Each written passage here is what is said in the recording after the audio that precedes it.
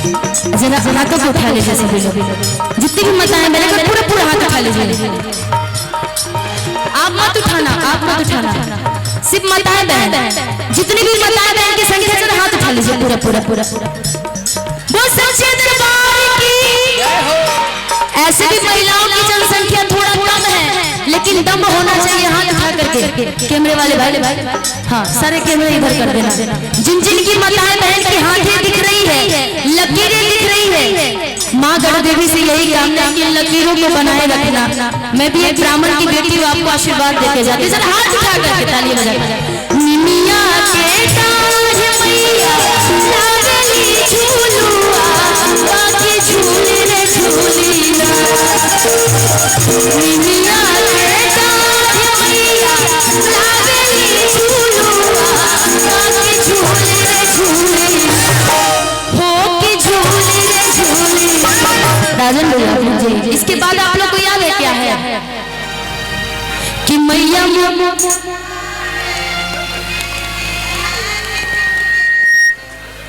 अरे समझौता की सरकार चलेगी कैसे? सब लोग मिलके गाइए ना माताएं बहन।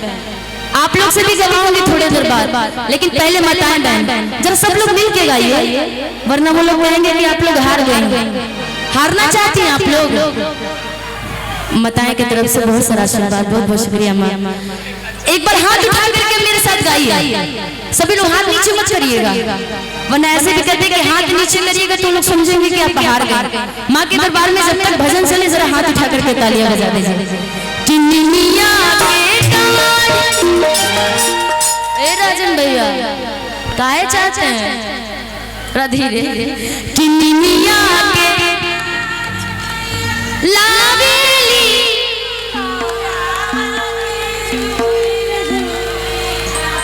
कि मैया मोर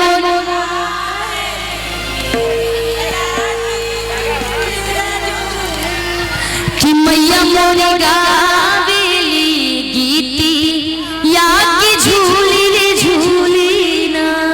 जब ये गाने को हम लोग मंदिर में गाते हैं, ज्यादा औरतें नहीं होती, चाचा जी ध्यान दीजिएगा। जब अपने घर की महिलाएं जब मंदिर में पूजा करने जाती हैं, 2 से 3 औरतें होती है, 4 औरतें होती हैं। जब खोइछा दिया जाता है तो 7 औरतें होती है। उतना ही में लगता है कि पूरा मंदिर गुजरा होगा भजन से। और यहाँ पे तो इतनी सारी माताएं बहन हैं, जब आप सब मिलके गाइएगा तो सोचिए माता रानी कितना जल्दी खुश होकर के आएंगे। तो जरा दोनों हाथ उठा लीजिए मेरे साथ, और अब ताली के साथ गाएंगे सभी लोग। हाथ नीचे मत करिएगा, जो हाथ नीचे करेगा उसका कर्म पीछे होगा। सोच लीजिएगा जिसको किस्मत सवारना है, जरा हाथ उठा करके मेरे साथ। निमिया के ताज मैया लावेली झूलुआ, बाकी झूली रे झूलीना। निमिया के ताज मैया लावेली झूलुआ, बाकी झूली रे झूलीना। हो के झूली रे झूलीना कि मैया मोरे गावेली गीती या कि झूली रे झूलीना। कि मैया मोरे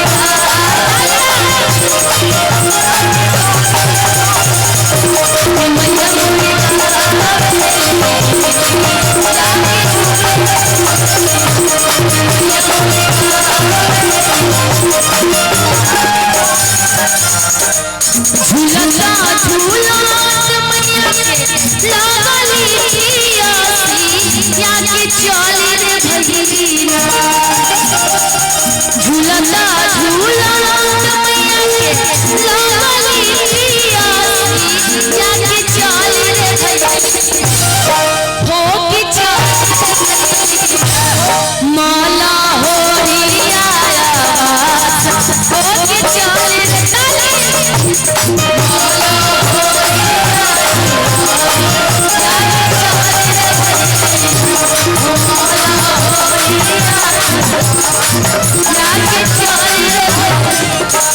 लेकिन इसी साउंड वाले भाई की साउंड आपका कम होता, जरा इधर हो जाइए। अच्छा, जितने भी इधर पुरुष प्रधान लोग हैं, जरा हाथ उठाइए तो अब आप लोग। ये बाप रे बाप, अरे सिर्फ हाथ उठाने को बोली, चिल्लाने को नहीं। देख रही है ना माताएं बहन, पावर देख रही है ना? हाथ उठाओ, हाथ हाथ हर चिल्लाओ मत, हाथ उठाओ खाली बस, हाथ उठाओ पूरा पूरा पूरा। कि भोले भोजपुरिया बोलिया इन्हीं सबको देख करके दुल्हा दे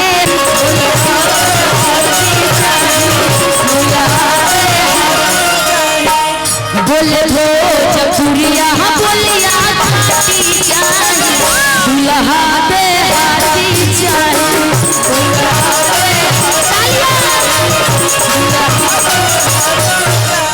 पढ़िले सोमारी बचपने से मांगिले ममती अपना मोने से, पढ़िले सोमारी बचपने से मांगिले ममती अपना मोने, पढ़िले सोमारी बचपने से मांगिले ममती अपना मोने से, पढ़िले सोमारी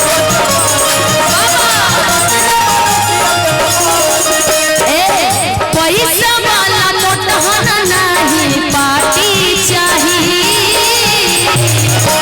पैसा वाला मोटहन नहीं पार्टी चाहिए। क्या चाहिए? आपको भी चाहिए कि बोले भोजपुरिया बोलिया खाती चाहिए, लेकिन मौगी देहाती चाहिए,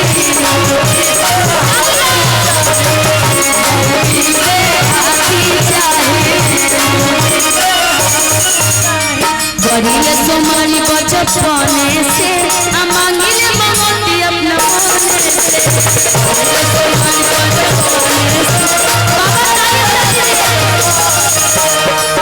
मोटहन वाली पार्टी नहीं पार्टी चाहिए।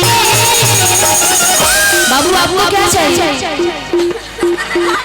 कुछ नहीं चाहिए, पढ़ाई भी नहीं चाहिए, पढ़ाई चाहिए।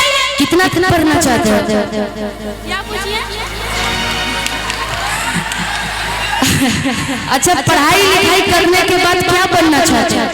हम तो बनना चाहते हैं और 2 मिनट के बाद बताएंगे। 2 मिनट। इसको देख के एक ही मुझे गाना याद आ रहा है कि हमारा बकीर पपी जोर कदी भोला जी, कि हे गरा बकीर पपी जोर कदी भोला जी, आहाय करिया भोला हवा के गोर कदी भोला जी, करिया भोला हवा के गोर कदी भोला जी, एक गरा बकीर पपी जोर कदी भोला जी, पापी जोर कदी भोला जी। जो चकोर होना चाहते हैं हाथ उठा लीजिए। अच्छा, जो नहीं होना चाहते वो क्या चाहते हैं? कुछ नहीं। असो के हमारा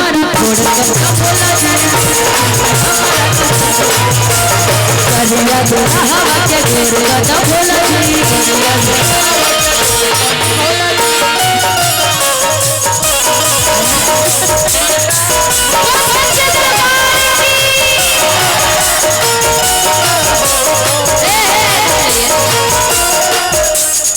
ऐसा ही सब अपने आप को बड़ा हीरो समझ रहा बउआ सब।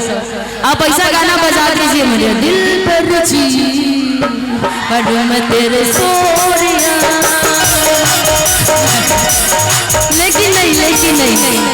लेकिन चलेंगे हम लोग पारंपरिक के दौर में। माताएं बहनें गाया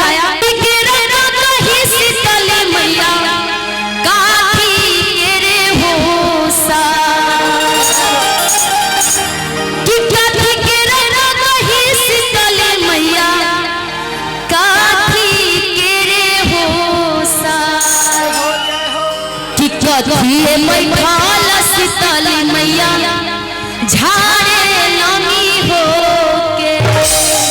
बहुत बहुत शुक्रिया सभी माताएं बहन की तरफ से, बहुत सारा आशीर्वाद है, बहुत बहुत शुक्रिया। अच्छा, ये भजन आप लोग को याद है? बाबा को याद होगा? बाबा याद है आपको भजन ये? अरे कोई तो हाथ उठाओ, हर काम में मर्द पीछे रहते हैं। बहुत बहुत शुक्रिया। नहीं याद है तो जरा हाथ उठा के, नहीं याद है तो मेरे साथ दीजिए, तो मैं गए, जरा हाथ उठाइए पूरे पूरे, किसी का हाथ नीचे नहीं होना चाहिए। कहते हैं कि आज की रात काली मुर्गी उजली हो जाएगी, आज की रात काली मुर्गी उजली हो जाएगी, और जो इस गढ़ देवी मंदिर में ताली नहीं बजाएगा उनके हाथों में नहीं पूरे बदन में खुजली हो जाएगी। हे भगवान, हे मूर्ख भक्त, पगले इतना तो समझ ले मैं क्या बोली, उस पे भी ताली बजा रहा है। हाथ उठा लीजिए पूरा पूरा, मेरे साथ गाइएगा, ताली बजाइएगा कि मैं समझ जाऊं। अरे वाह, बहुत बहुत शुक्रिया बाबू। अच्छा 100 रुपए का आशीर्वाद दिया भाई, इतना छोटा सा बच्चा। मेरे साथ गाइए कि काफी के रे लोगो ही सीताली मैया काफी के रे होता,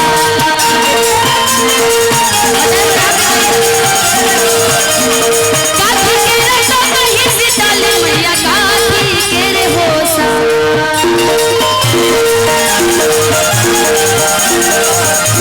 ककथिए बैठाल सीताली मैया ठाले नामी हो,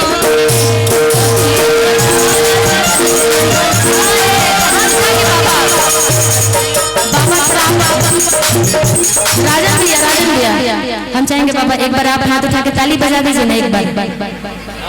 हाँ बाबा के लिए तो एक ही गाना याद है, लेकिन भजन चल रहे इसलिए नहीं गा रहे, नहीं तो गा देते। नौ दिन बूढ़ी कैसे रहबू वास हो, नौ दिन बूढ़ी कैसे रहबू वास हो, नौ दिन बूढ़ी कैसे रहबू वास हो, नौ दिन बूढ़ी कैसे रहबू, एक दिन भूखला पटान दे बुसास हो, एक दिन भूखला पटान दे बुसास हो। ए बाबा आज के लिए 9 दिन बूढ़ी कैसे रहबू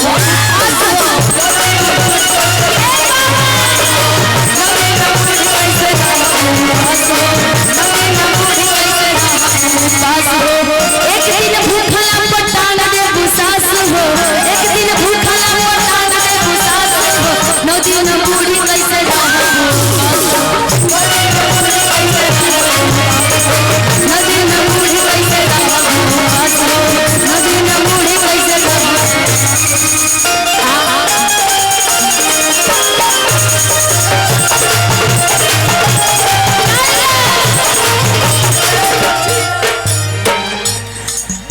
कि काठी के रे काका ही सीताली मैया काठी के रे होता, नाचो बाबू। काठी के रे काका ही सीताली मैया काठी के रे होता,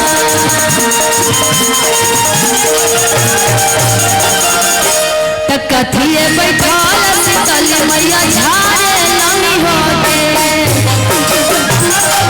ताली बजाओ भाई, कथिए बैठाल सीताली मैया झारे लामी होते,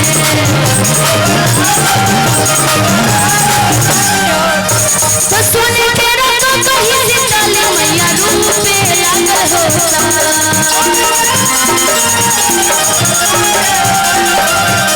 कि सोने के रंगों को ही सीताली मैया रूप पे लागल होता,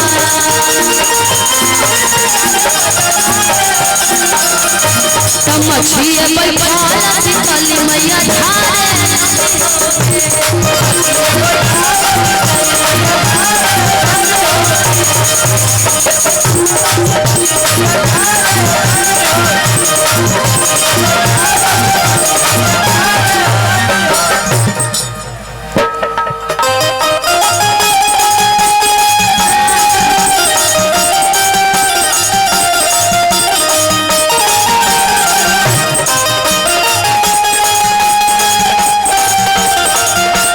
बाबा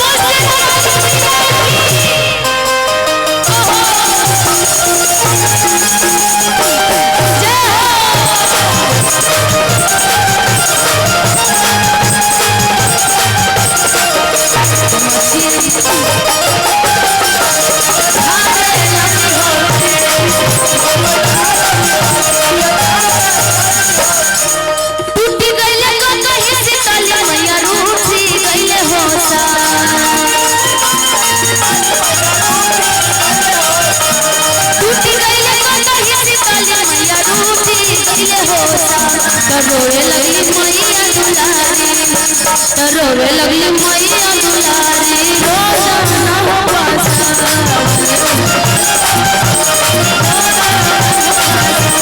रोवे लगली मैया दुलारी।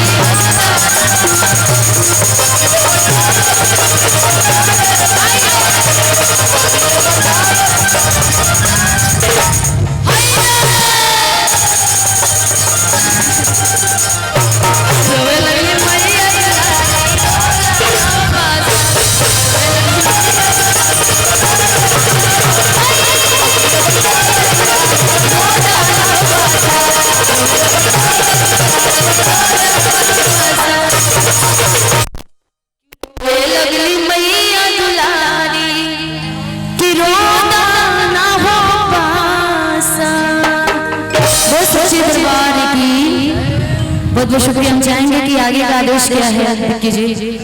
भजन ही चले कि लोकगीत में भी चलना है? अभी और भजन चलेगा, एक और भजन और गाओ। पता नहीं क्यों एक तो ये वाटर प्रूफ है, इसके कारण हम लोग पता नहीं आपको गर्मी लग रही है कि नहीं मंच पे, लेकिन यहाँ एक लगा देना चाहिए था पंखा आपको, यहाँ बहुत जरूरी था। छोड़ दो छोड़ दो, प्यार से भैया प्यार से।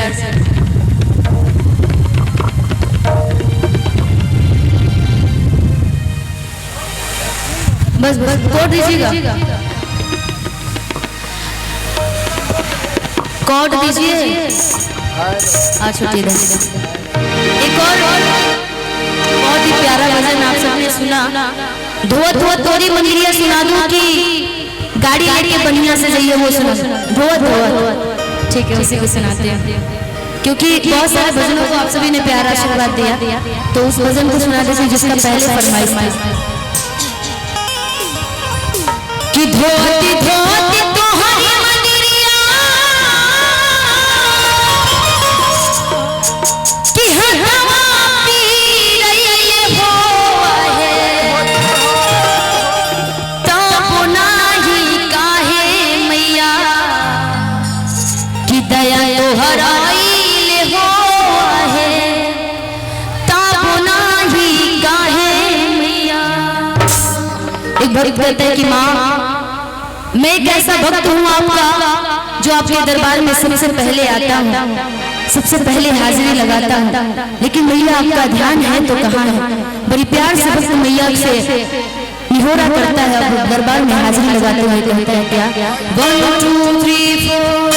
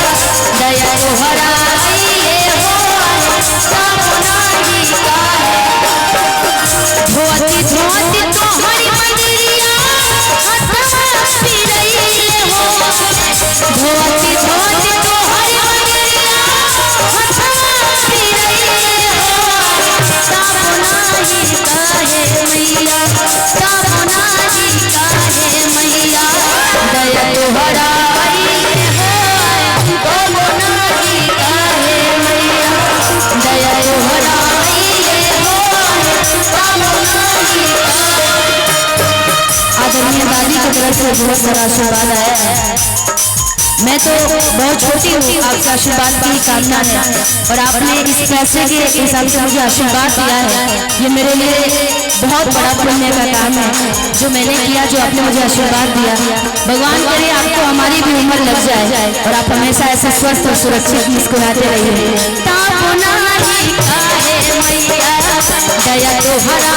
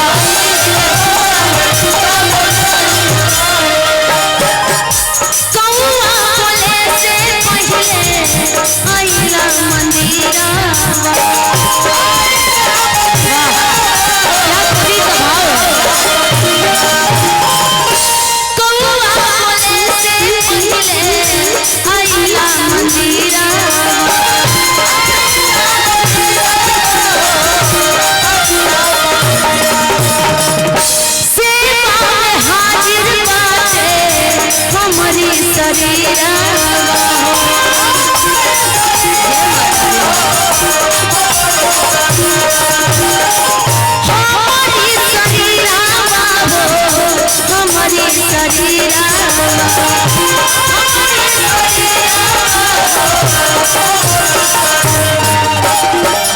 गवती गवती तोहरी भजनिया गवती गवती तोहरी भजनिया ओठमा छुड़ैले हो आहे ताबो नाही काहे मैया ताबो नाही काहे मैया दया तोहरा आइले हो आहे ताबो नाही काहे मैया तोहरा आइले हो कहाँ बिला मलू हो भवानी मैया कहाँ बिला मलू हो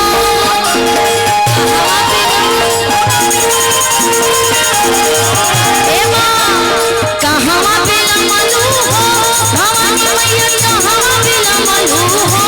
भवानी मैया कहाँ बिला मलू हो भवानी मैया सेवा का जो हेला तो हर बात तुरहिया मैया कहाँ बिला मलू भवानी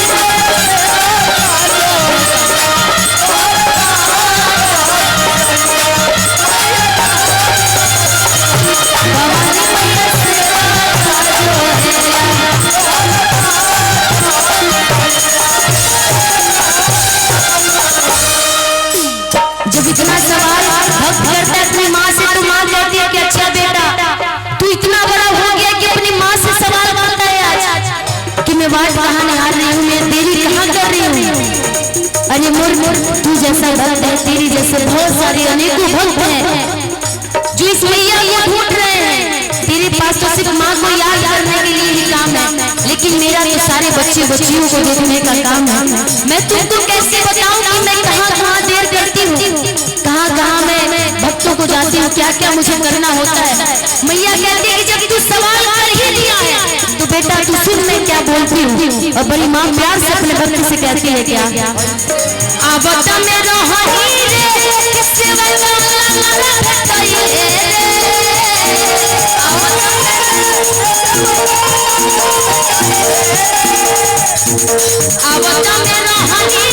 किसे आवत में रहनी रे किसियों का लंगड़ा भेटैले रे। बहुत सारा ऐसा समय आता है जब आप गाड़ी चलाते रहिए, गिर जाइए, हाथ पैर टूट जाता है, लगता है कि 1 महीना का पलस्तारा हो गया, कोई डॉक्टर बोलता है 6 महीना का, कोई साल भर हो जाता है। वैसे ही निशा उपाध्याय के साथ भी हुआ था। 4 महीना जब मैं बेड रेस्ट थी, मुझे लगता था कि मेरी जिंदगी नरक हो गई है।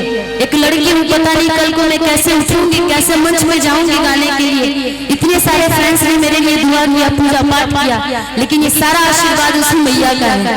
माँ कहती है क्या कि आवत में रहनी किससे मना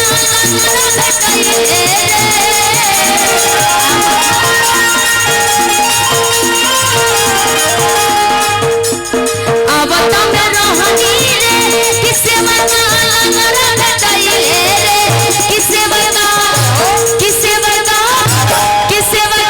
मेरा देवत भइल तेरा होया देर हो गई। किससे बता मेरा देवत भइल तेरा हो देर हो गई। किससे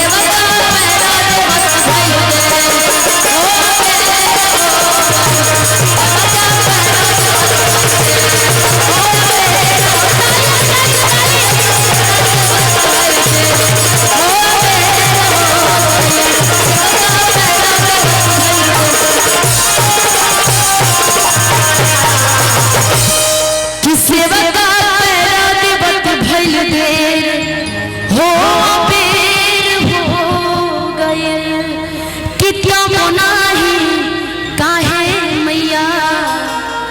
दया तोहरा आइले हो है ताबो नाही काहे मैया।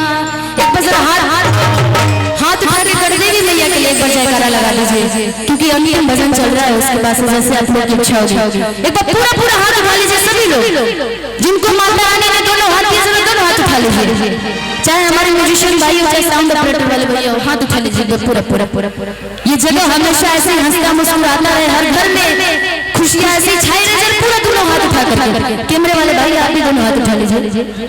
सांची दरबार में आए हैं, प्रेम से बोलिए गणदेवी मैया की जय हो, प्रेम से बोलिए शंकर भगवान की, अपने अपने माता पिता की जय, जय जगत जननी मैया की, सकल समाज की बहुत बहुत शुक्रिया, बहुत बहुत धन्यवाद। अच्छा।